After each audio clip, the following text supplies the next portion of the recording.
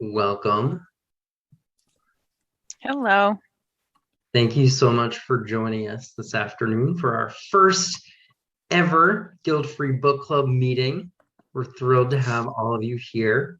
And we are recording the session so that future folks can listen in and see what we talked about the first week. We're just really excited to get this started. So without further ado, why don't we move on to our introductions and see what we're going to be talking about today. Thanks, Josh, and thanks everyone for joining us. Just a quick overview of our plan for today. We will do some introductions, introducing ourselves, as well as our author of the book. We're also going to showcase some guiding principles to be thinking about as we study this chapter and this book in general. Then we're going to get to the star of the show, the 10 metacognitive learning strategies. That's better. Copy that, paste it for later, that we are studying in this particular chapter. And it's kind of what Saundra McGuire has up until this point been building in the previous chapters, is debuting these 10 strategies. Then we'll explore ways to apply metacognition in your work and hopefully do some takeaway ideas and activities. And Josh, if I can ask you to drop the collaborative notes Google Doc into the chat. For sure. We have a space for us to brainstorm a little bit. If you'd like a resource that you can use, it's a collaborative Google Doc. You are welcome to take notes and refer back to. We also have a section within this Google Doc where you can contribute some favorite quotes. These can be from chapter 5 or from previous chapters that may have resonated with you that you're hoping to discuss. We also have a section for you to emphasize takeaways from our conversation. And so feel free to contribute notes. There is a third section on that Google Doc that we'll get to later in the presentation. But for now, if you have any favorite quotes you'd like to offer there from the book, or any takeaways from our conversation, whether it's questions you're hoping to have answered today, or just notes about some of the insights we've discussed, it is your document as well as ours. I just reposted the link for our friends who just joined. So feel free to pop into that and check it out, add your thoughts throughout the workshop as we go. And that will be wonderful. So I see people are still coming and going. So I'll put the link in the chat again a little bit in a little while, just in case folks who've come into the meeting have missed it. But why don't we move on to our introductions? So we just want to give everyone in the room a chance to introduce themselves really briefly.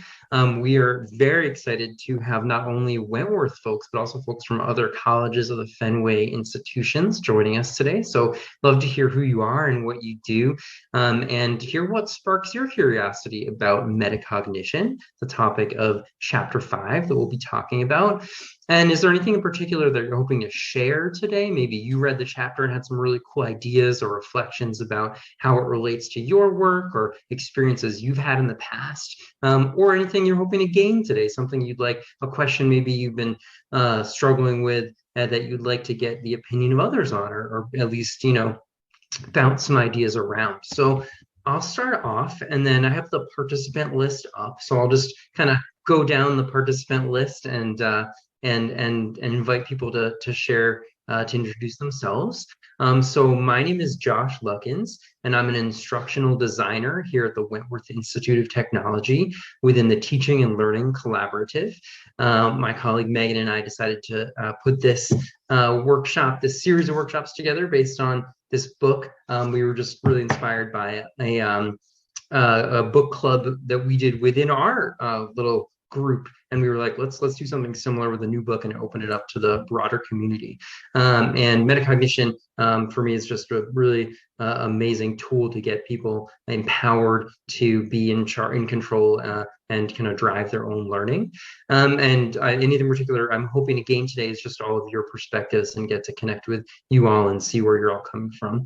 So I'm gonna put the doc in the chat again for anyone who's just joined us to have a space to reflect and add to, and I'll invite Megan to go next. Hi, everyone. My name is Megan Hamilton-Giebert. I am a colleague of Josh's in the Teaching and Learning Collaborative.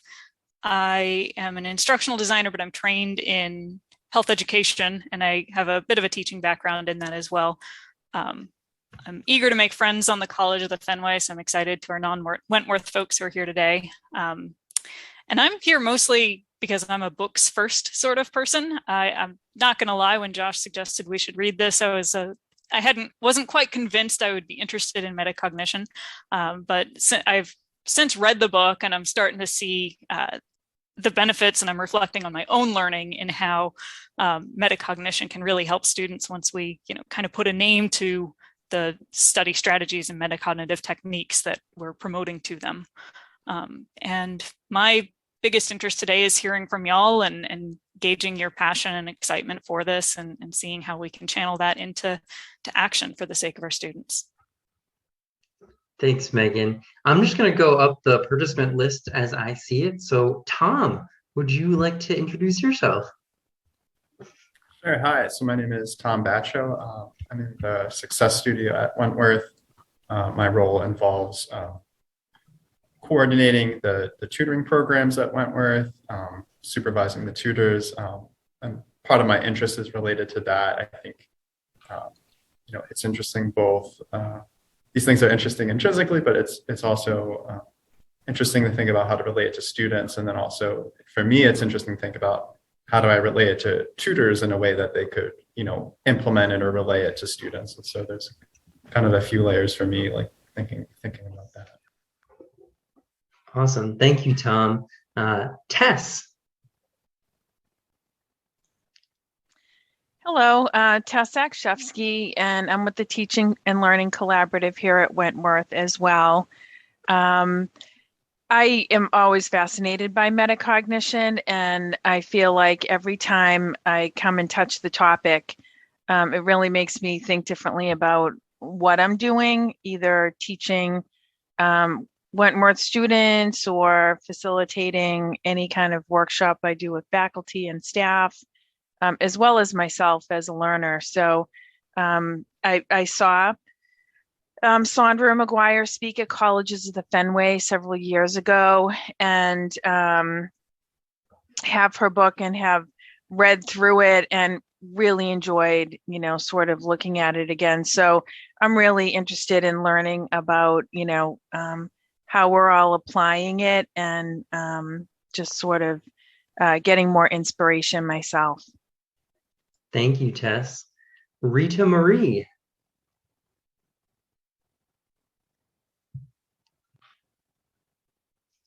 Oh, you're still muted. So sorry. Of course. Hi, I'm Rita Marie Hensley, and I'm at Simmons University. I'm an instructional designer for their Center for Faculty Excellence.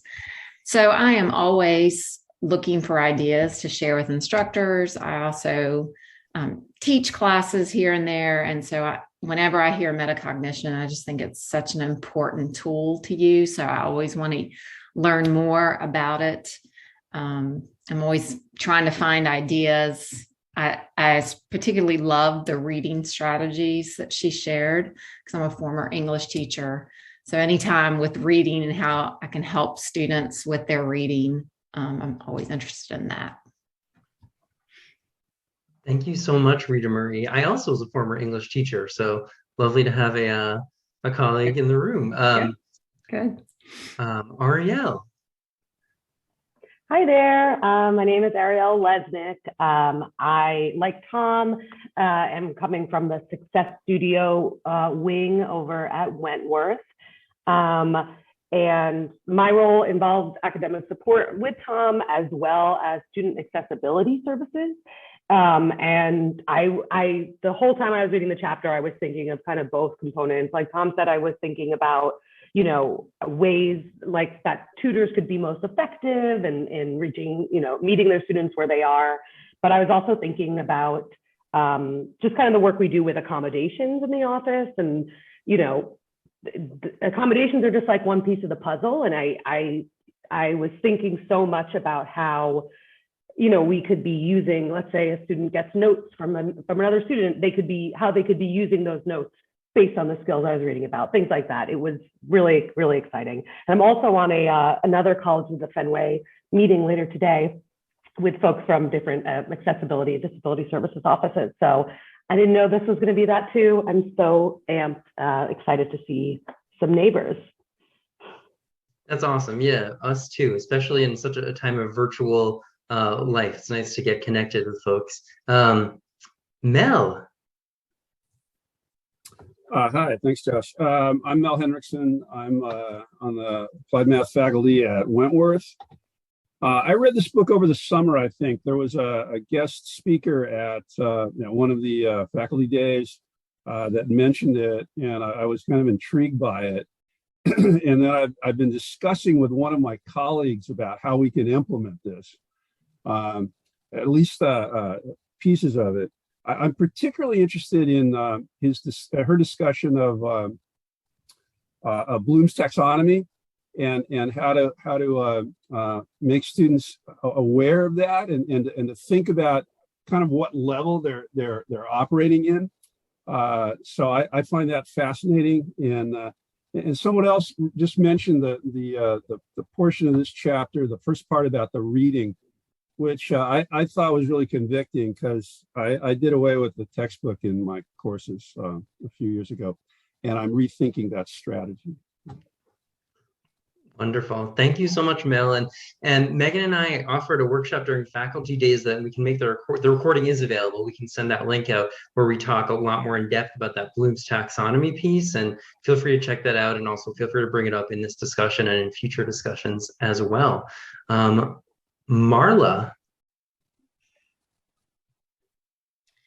Hi there. I am just recently retired from Simmons from the classroom after 15 years, but I've worked with some of the instructional technologists, and Drew was particularly helpful. And I think he's since retired. So I haven't read the book, but the strategies caught my attention. I'm in a mentoring role now. So I wanted to jump in on what Tom said, is like how to work with new faculty, tutors, to introduce some of these ideas. I am kind of familiar with some of the pedagogy of teaching and learning, so I'm sort of curious to see how this fits together. Okay. That was great timing. I love having a soundtrack. Like, you're like, if you're a movie character, like that'd be your, entrance. That was awesome. Mommy. Hi, everyone. I'm Mommy Wentworth. I teach applied math at Wentworth. So I'm that colleague. Mel and I talk a lot, think a lot. This is the, we started the book and I stopped reading. I didn't get to chapter 5. So the guilt-free parts actually made me read chapter 5. So that was really good.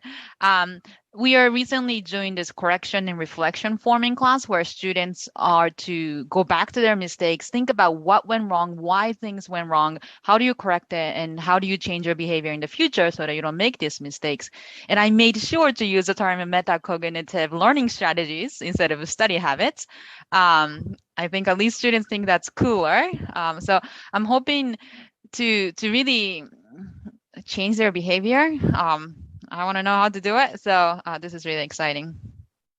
Wonderful. Thank you very much, Mommy. Next is Julie. Hi, everyone. I'm Julie Wong. I am the Associate Director of Learning Designs and Solutions with the Teaching and Learning Collaborative. And scene. And so I'm here to support my fellow colleagues, Josh and Megan. And I'm also really interested to hear what the faculty at Wentworth and the College of the Fenways, the ways they've used these ideas in the past and ways they're looking to use them in the future. So I'm really looking forward to this conversation. Thanks, Julie. Sanjay. Hello, I'm Sanjay, and I am part of Wentworth, part of the computer science faculty here. And I just joined in the past couple of years, and I've made the transition starting out my teaching days as fully remote, and now I'm in person. And I've noticed a lot of students kind of blanking out, which for better or worse, I have not noticed earlier while everyone was fully remote. So I am interested in a lot of techniques on how to get the students more engaged during my daily lectures and discussing ideas. For sure. Thanks for being here, Sanjay. And Carla. Hello, everyone. My name is Carla Costa. I work out of the Success Studio as a student success advisor. I'm really interested in strengthening the support that I provide to my students, especially when I communicate their individual learning processes and what works best for them in and out of the classroom in order to help them in creating their academic success plan. Thank you so much, Carla. This is wonderful. We have people from across not only our campus, but other campuses as well in a variety of roles who will bring a variety of perspectives to enrich our conversation. So we prepared a little bit. We didn't want to over-prepare, but we still wanted to have some structure to this discussion. So why don't we hop over to the next slide and we can introduce, since we've all introduced ourselves, let's let Dr. Saundra McGuire introduce herself. And Megan and I were, had the opportunity to spend a lot of time with her watching videos, and we feel like we know her. We're reading the book and hearing it in her voice. So we want to give you a chance to meet her as well.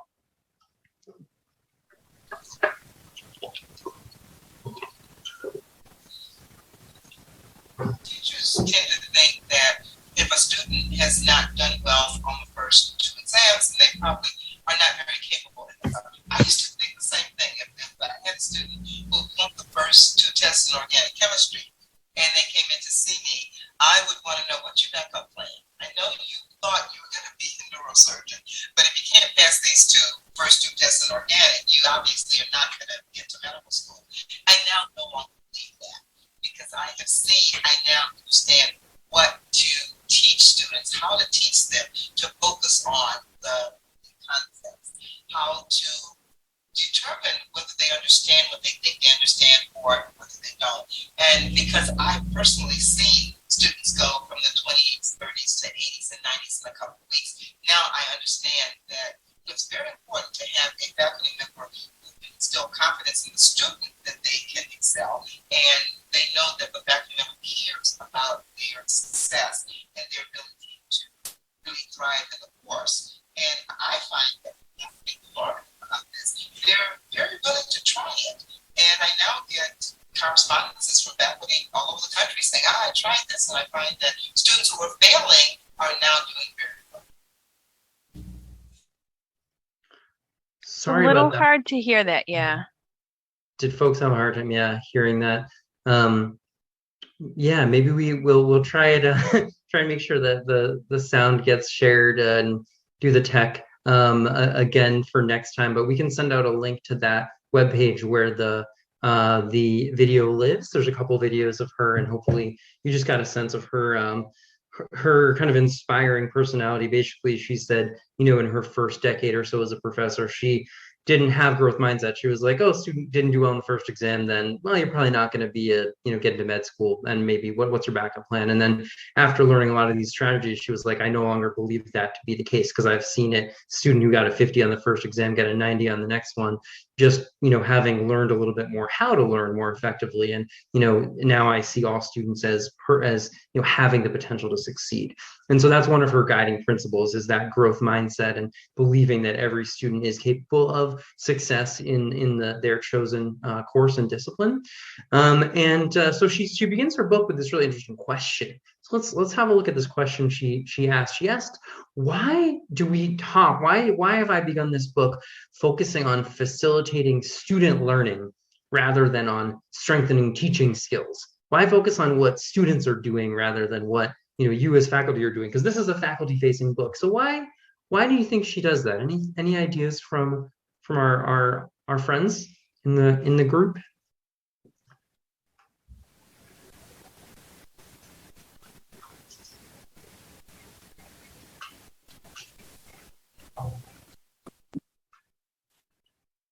From my perspective, I can do all kinds of things, but there's some students that I'm not going to reach. I've talked for 15 minutes to students in a classroom setting, and it's a really bang up lecture. Okay, and then I go talk to them in small groups, and they don't have the foggiest notion what I said.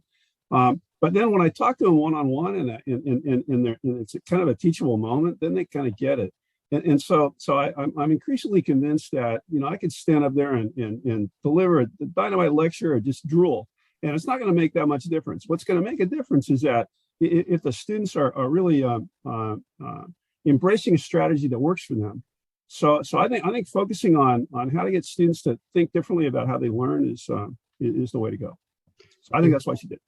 Yeah, thank you, Mel, and thanks, Marla, for adding your thoughts about everyone learning differently. And that was Saundra McGuire's experience too. That's what she writes about in the beginning, of just being like, I could be the best teacher in the world, but at the end of the day, learning is a thing that happens in the minds of learners. So it's not really about what I'm doing. If my goal is for them to be learning, it's about creating a fertile environment for them to be, building meaning, building new knowledge on their own, in their own minds. So that takes us to the kind of guiding principle that she's talking about, which is constructivism, right? Which is this underpinning concept in how humans learn. It's our understanding that knowledge is built up in the minds of learners themselves in their own unique ways, their own unique pathways. So that's kind of why she focuses on the learner. That's a really important part of the equation that oftentimes we neglect in these kind of just teaching strategies. Well, let's focus on learning strategies as well.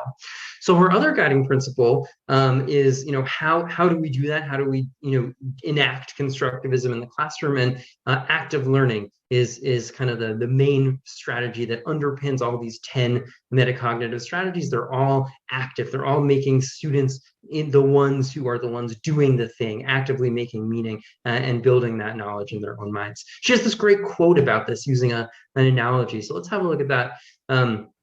She says, when I throw out a question, right, and students have to struggle with it, when students hit the ball back, as it were, trying to answer it, trying to figure it out, they come up with the most wonderful examples and ideas that give them not only an efficient path to learning and mastery, but importantly, the most efficient path for them, to Marla's point, right, of different learning styles. And the more they hit the ball back, instead of just catching whatever we throw at them, the faster they advance in the game of learning, because they're the ones doing the throwing, doing the catching, doing the figuring out. So this is fantastic. And Marlon adds in the chat that she learns to paraphrase or use different ways to convey information. And McGuire says, well, what if we ask students? What if we give them that strategy themselves? That they, as you mentioned in the reading, Rita Marie was talking about the reading section. What if they have to put things in their own words as well? So these are kind of the guiding principles that underpin all the 10 metacognitive strategies that we'll be looking at right now. Yeah, thanks for that, Josh, and thanks for your brave contributions to our guilt-free book club.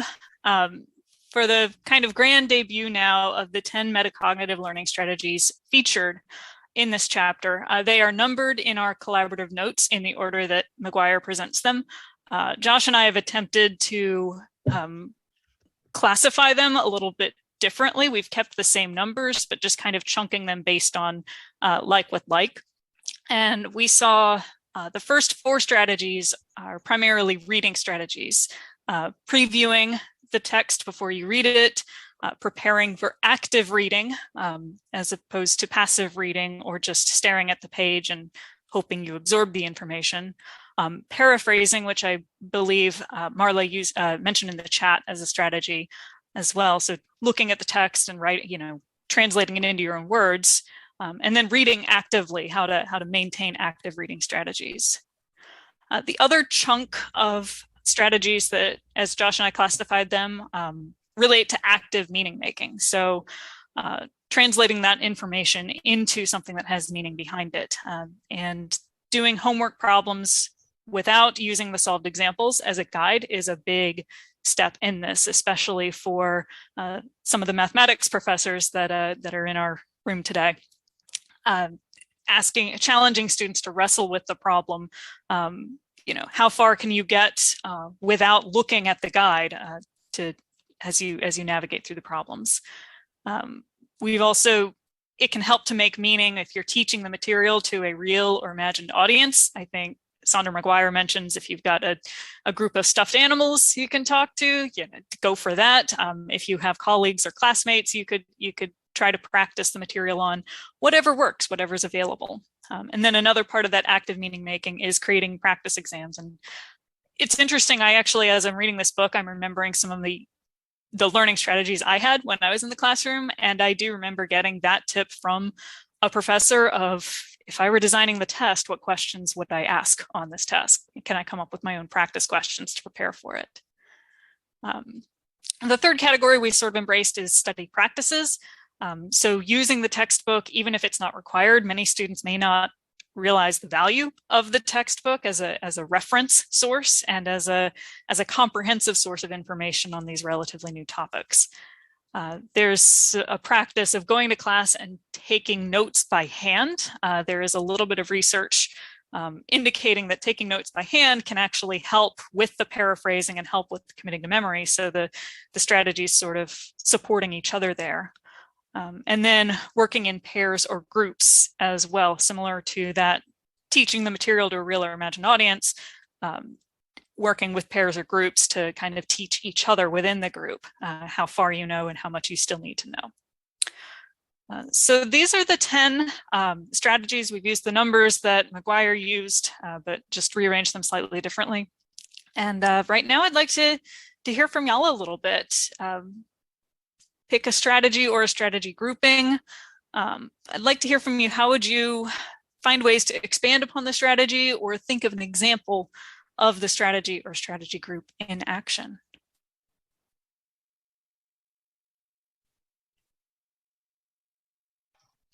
And feel free to use the chat here, and also feel free to use the collaborative document that we had linked at the top of the chat if you want to take some notes also on something somebody else said or ideas you're having you want to work out in writing before you share. And but definitely love to hear from folks. Just feel free to unmute as well, and reflect on these things. And if you have a story or anecdote from your teaching or your work with students, be fantastic to hear that as well. When I look at the reading actively, I also think students can annotate the text. So they probably shouldn't write in their textbook unless they bought it, but I think it's really important. I find students, when I say annotate, a lot of them just highlight, and that's not going to do it. They actually need to make a comment in the margins. And I actually tell them, ask questions in the margins. And I think that keeps the reading active.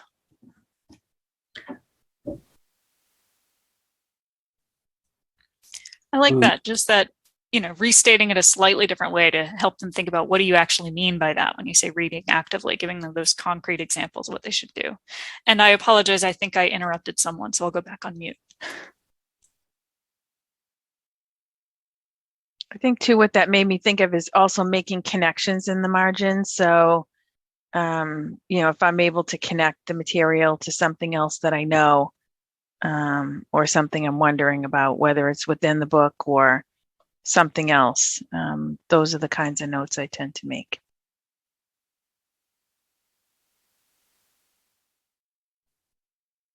I was going to comment that Mommy and I use, in particular, working in pairs or groups, and we tell the students to teach it to whoever, roommate, pet, whatever works for you. I noticed in the chat, Marla made mention of using some strategies too. I'd be interested to hear what those are and how that's worked. But before I relinquish, though, I think the thing that intrigues me as something I'd like to try is doing homework without using solved examples. I'm at this point, I'm just concerned that are they actually doing the homework themselves, or are they, I mean, who knows who's doing the homework? Especially when students do stellar on the homework and then it doesn't seem to materialize in the classroom. So I'm a little skeptical about convincing them to do this, but I'm intrigued by it, and I'm interested in thinking about how to make that work. So Marla, do you want to share like what you did? Sure. So I'm wondering how I could be most helpful to your question, giving an example of sometimes I have them do a concept map and think, what are the key concepts? And then I tell them, think of it as now these are clouds and now it's raining. So what are the ideas that pin this to earth? What are the details that anchor it to a situation or a scenario? That's something that I've tried. So they get the general sense of like therapeutic communication and the role of the clinician or the therapeutic stance. And then what are you going to do in reality that's going to be very concrete to support that, and try to kind of align that a little bit. Because I find that it's sometimes hard for people to get from the concrete details to that abstract concept and how to link them together. So that's one thing that I thought of off the top of my head.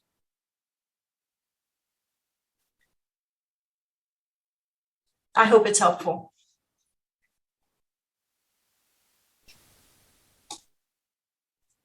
Yes, thank you. Thank you for sharing, and thank you for bringing your strategies as well as your moments of skepticism, because I think that's an important part of critiquing and determining how to make these strategies more effective and how to effectively present them to our students.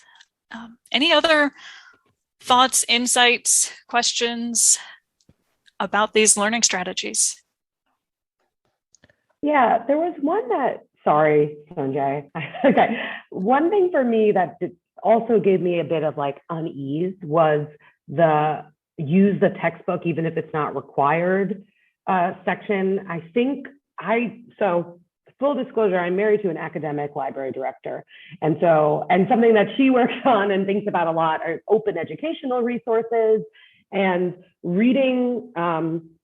Saundra McGuire's insistence on textbooks, even if they're expensive, and not even, leaving room for open educational resources and things that could be more accessible and inclusive. That was like a little hard for me to look past, even though I found everything else on her list 1 through 10 to be, really solid, great suggestions. So that was just something that, it just gave me a little bit of pause, because I think there just seem to be so many different ways that you can be an educator. And I just don't think that like the textbook industry, which is, they're just so expensive, those textbooks, like it was just really hard for me to see her, be like the hill she was willing to die on. But everything else I liked. I'm glad you shared that, because I have a little inner anarchist who is screaming down with textbooks at all times. And, it's hard to make peace with that when, the value of a study practice like that is presented. My more generous interpretation is maybe instead of a textbook, some sort of primary resource for the students to be using that they, can be relying on for that foundational knowledge in the new topic, right. Whether it's OER, whether it's a really well-reviewed Wikipedia page, even sure. Just something that they can do as beginners, trying to learn about a concept from an expert. I like that. Thank you.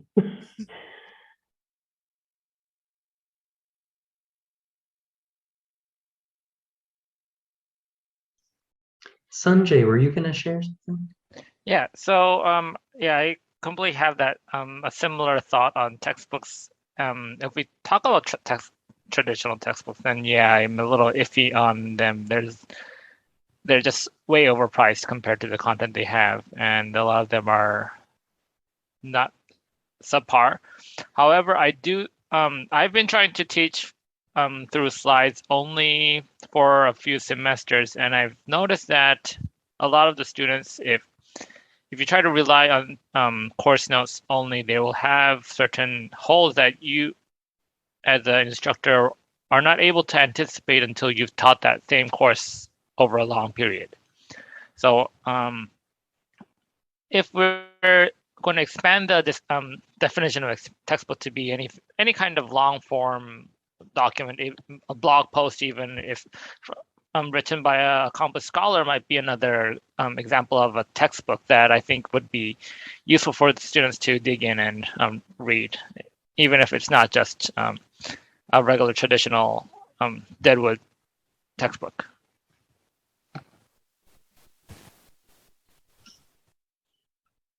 Thank you, Sanjay. I had a couple of thoughts that came up, especially when I was listening to Mel talk. I was recently teaching an English class, and I had a couple of students who were both appeared to be successful, but I could kind of tell that one was like having her own original thoughts about the text, and one was drawing a lot from SparkNotes. So I was like, what am I gonna? I'm gonna see what they do if I make them do something that they can't find on SparkNotes. So I had them come up with. They had to find a song that would be like the soundtrack to, if they were the movie director of this novel or the moment in this novel, and present it and tell us why and what the moment was and everything, and it was really cool. And I could see how they all had really done a lot of thought and found the lyric that met this moment or whatever, and I saw a different side of this girl who was kind of doing what she was supposed to do as a smart English student very well, but it was clear that she was kind of relying on this crutch of the SmartNotes rather than having her own, realizations. And I saw her in a different light, kind of come to life and use language in a different way. And it was really cool. And at the end of the course, I asked them, what stood out to them. And uniformly, they were like, oh, the soundtrack thing. That was, just so memorable and really cool. And I just kind of was like, well, what else could I do? And it speaks to kind of what I remember if it was Marla or Rita Marie put in the chat, like just everyone has different learning ways of learning. So kind of finding that plus one, the other way that students can represent what they know, and another pathway to learning. So that's just one thing to mention. And another thing regarding what Mel was saying is like, with that academic honesty is, this is what Saundra McGuire said. I don't remember if it was in this chapter or previous chapter, but basically in her work one-on-one with students, she would over and over again have these aha moments where the students were like, well, the point of homework is to get it right, or the point of homework is to get it done as quickly as possible and get 100 on it. And when they would realize that the point of homework was actually to get it wrong and then learn what they did wrong so that they could then get it right on the test. And that was the point of homework. It wasn't to get it right or do it quickly and easily. It was actually to struggle through it, figure out where their gaps were, and teach them, be able to teach themselves and get help while they still could before the exam. They're like, oh, gosh, I'm going to do the homework now. Like homework's a great tool. I thought it was just an annoying thing.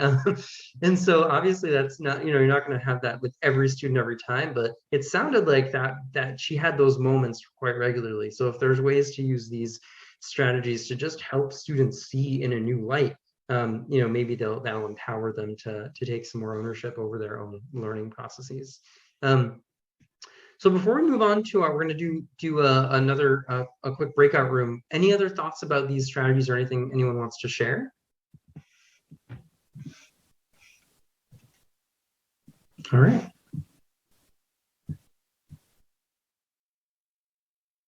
So we're going to open up some breakout rooms, and love to give you a few minutes to chat with each other about how you can apply one or more of these metacognitive strategies in your work specifically. And if so, what strategy would you want to kind of try out a little bit more, why that strategy inspires you and how you might consider implementing it. So just give you a few minutes to chat about that, share about that, bounce some ideas off of each other. And then if you have a look in that shared Google Doc, you'll see that there's actually a place for us all to enter some of that information after the breakout room. When we come back from the breakout room, we'll be taking a minute to do a little bit of that reflection and then sharing some of our takeaways and action steps. So yeah, so why don't we open up the breakout rooms, and oh, Kahoot, awesome. Well, thanks for coming back from the breakout rooms. Hope you had some nice conversations in there, and love to invite you to just take 2 minutes just on your own to look back at that collaborative document and either add takeaways from our conversation if there's anything you have been thinking about that might be something that struck your imagination, or you could add your name into this grid down at the bottom and fill it out with, what strategy you'd like to implement, why you're inspired by that strategy, and how you might move forward with that. So take a couple minutes on your own, and then we'll get a chance to share out and hear what people have to say.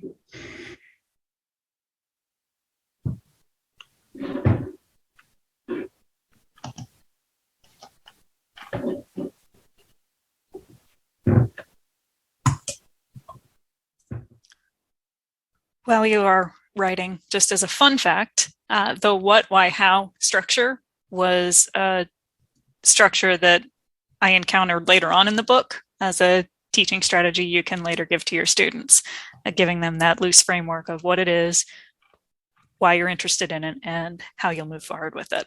So there's a bit of synergy going on in the strategies we're trying in this workshop with the strategies you can try with your students.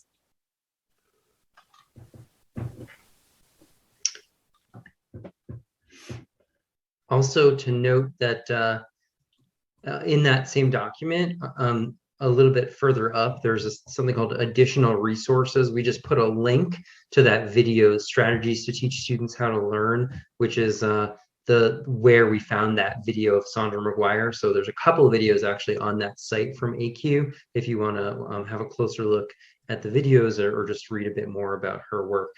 You can find that link there in the document. Apologies for the audio issues earlier trying to play that video. It won't happen again. Or if it will, we'll learn from it. Exactly. Growth mindset.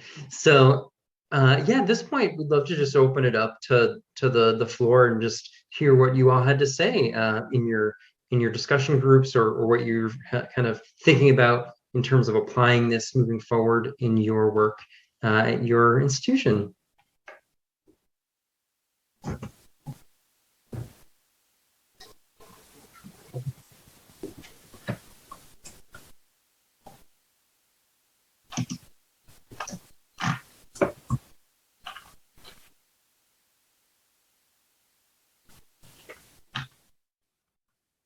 Mel, it looks like you have the what and the why, but the how is unclear.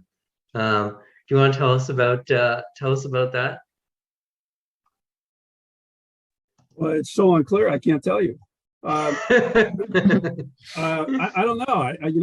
It's intriguing to me, but I gotta think about how to do that. I don't know. I was mentioning in a small group that I provide great incentives for students to do homework, which I think is counterproductive. But the alternative is to not do that, which I think is even worse. So I don't know. There's got to be a lesser of three evils or something. I don't know, because the two evils that I'm dealing with right now don't work. So. Totally. And how have you been? What have you experienced in teaching students about Bloom's taxonomy and about how learning works? Have you experienced them kind of having light bulbs go off, or that it doesn't land? I don't know that I've done a lot of really teaching them how learning works. I've used some strategies, I think. I think I mentioned earlier, Mommy and I both do a lot of group work in class, and we do primarily active learning, inquiry-based learning. And some students, they just really get it. They get that we have them stand up at the whiteboard and work in groups, and we're really big on the standing part and the group part and the working part. And some students just they kind of want to sit down and kind of do their own thing, and I really cajole them and into not doing that. So I've had some stellar successes where students, halfway through the term are like, wow, this is like pretty good, and you keep telling me you understand the concepts behind this stuff. And when I have to do that, I don't have to memorize as much stuff. And I'm thinking, yeah, it's actually easier if you understand stuff. So in some cases, I think the whole strategy has been very successful, or at least the students have been verbal about how they've felt that it was successful for them. And I think many other students have expressed, kind of an appreciation for the methodology. But getting students to do stuff outside of the classroom, I don't know. It's just tough. I don't know. Absolutely.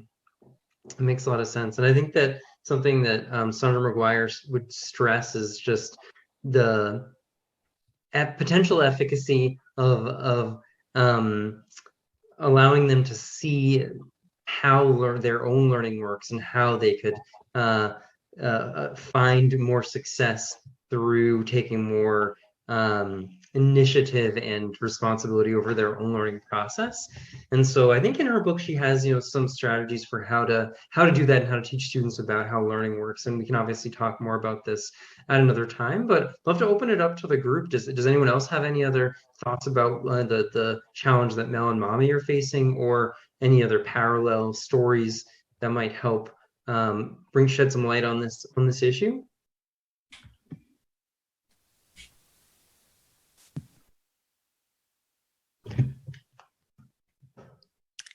We were actually talking about Mel and Mommy's,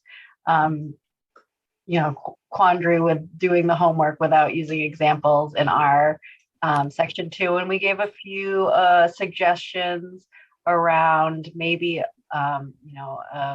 assessment at the beginning of the class where students can talk about and reflect on where they struggled with the homework, what concepts they were still, needed assistance with, or, what formulas were confusing, or maybe part of the homework could be, creating a problem using the same formula and then kind of having your peer test out the question you created, or, having two people solve the same question on the board and see where they were similar or different and talking about that process.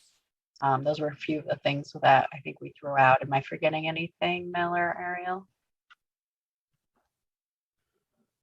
No, I mean, I really liked the no stakes or low stakes phrase you used. That was very catchy. I was like, ooh, I'm going to remember that. Just probably some section about mnemonics somewhere else in the book. But I liked that concept. It's like, how do you incentivize it, but not too much, like the catch-22 Mel was describing. Ariel, I also love what you wrote in the collaborative document about having them explain it to you. And I think it is an advantage in some way that you actually you don't have that held knowledge about engineering or math or whatever, because then they actually have to synthesize the information, do some higher order thinking, and be able to explain it in a way that is going to make sense to you. So they actually have to test their own knowledge.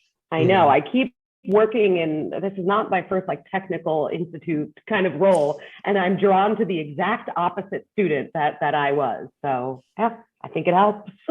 Makes them feel better too, because Absolutely. Rita Marie, do you want to share anything about what you put in the document about your next steps? Yeah, I was thinking about, I really like when students work in small groups. And we were talking about that and like how to figure out, deciding who's in what group. And, that's always kind of a decision to make, whether you just do it random or you start building trust with groups that kind of stick together.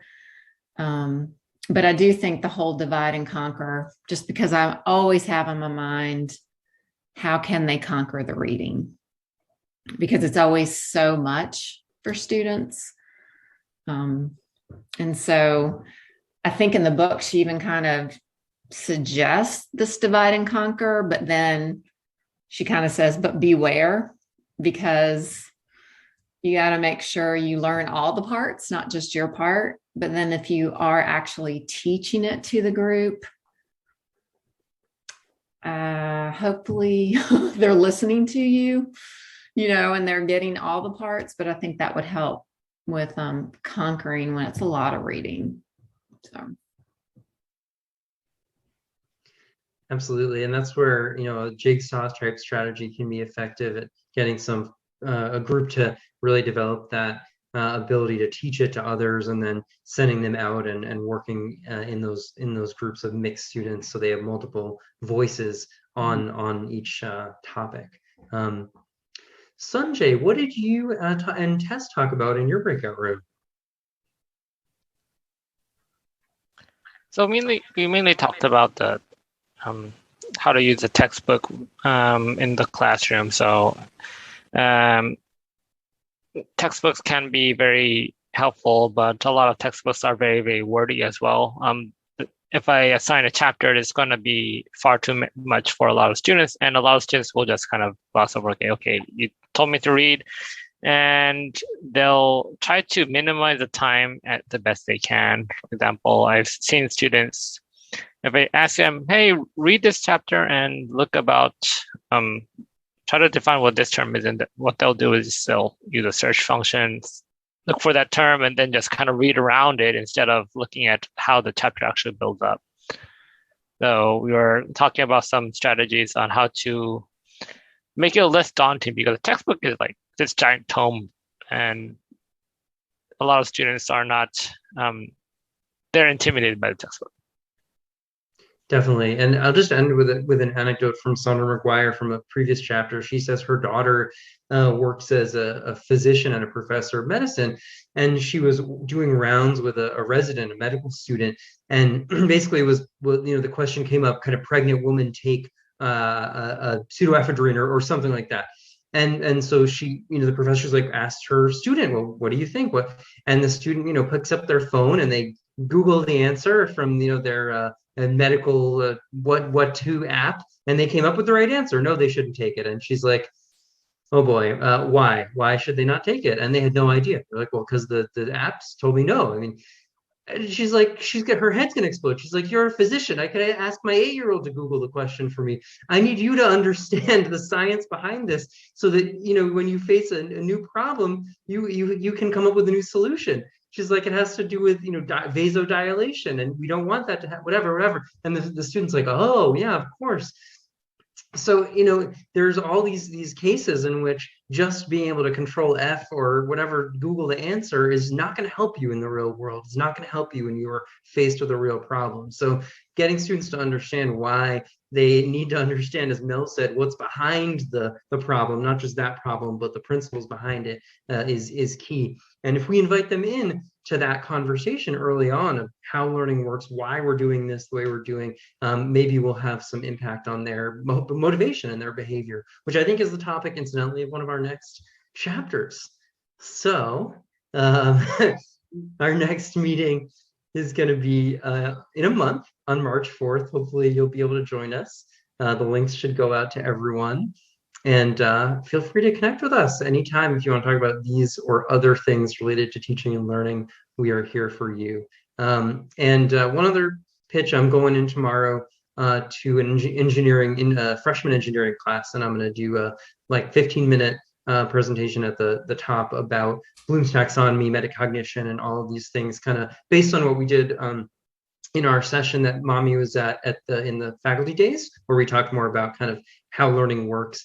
And Saundra McGuire recommends doing that type of thing after the first big assessment, where maybe some folks don't do as well as they thought they were going to do, and there's that disconnect between how well they felt they were doing in the class and how well they really did. And so then, giving them some of these strategies for studying and learning more effectively sometimes can help just turn a little dial and allow them to find success in that moment. So I know we're a little over time, but if anyone has any other thoughts, I'm happy to stay and hear your reflections as we wrap up our time.